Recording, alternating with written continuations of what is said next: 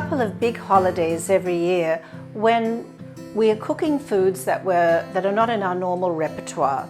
Thanksgiving, of course, is the best example, and there's always a lot of anxiety about how to cook that turkey just right. Now, with Easter coming up, a lot of people are making ham, and again, there's a certain level of anxiety. How is the best way to prepare it? Well, you can make things very simple and buy a beautiful spiral sliced ham that's nicely wrapped in foil, and all you have to do is pop it in the oven and let it heat through.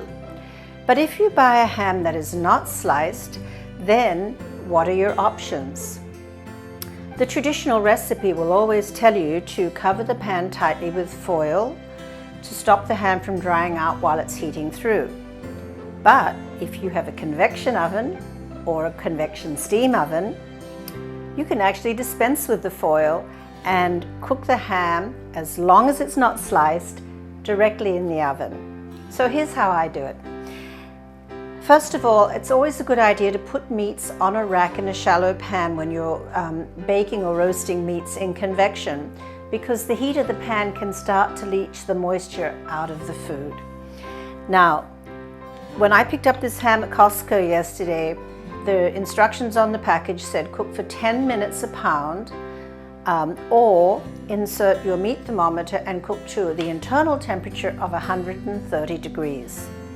Well, every oven's different, so I'm going to use the internal meat probe to monitor that internal temperature. Now, where am I going to put the probe? Because you can see that it's much thicker on this side than it is on this end. So obviously you want to put it either right in the middle or in the thicker part. So I'm going to thread it in horizontally. Always remember, if you're using your oven meat probe, it cannot touch bone and it can't be in a little pocket.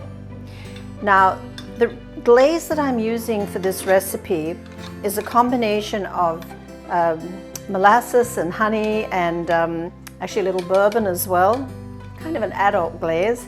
And the recipe suggests basting it from time to time while it's cooking. So I'm just going to pour a little bit of this glaze over, and what happens is that when this comes out of the oven, we are going to take all the pan juices and mix them with whatever glaze is left and reduce them to make a bit of a nice sauce to serve with the ham. Okay, in the oven we go.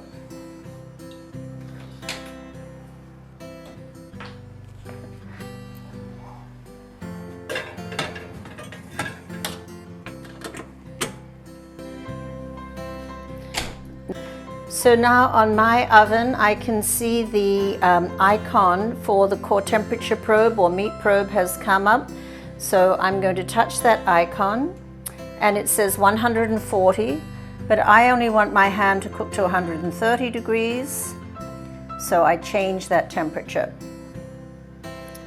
We'll check back in, let me see, about 30 to 40 minutes and see if it's all nicely heated through.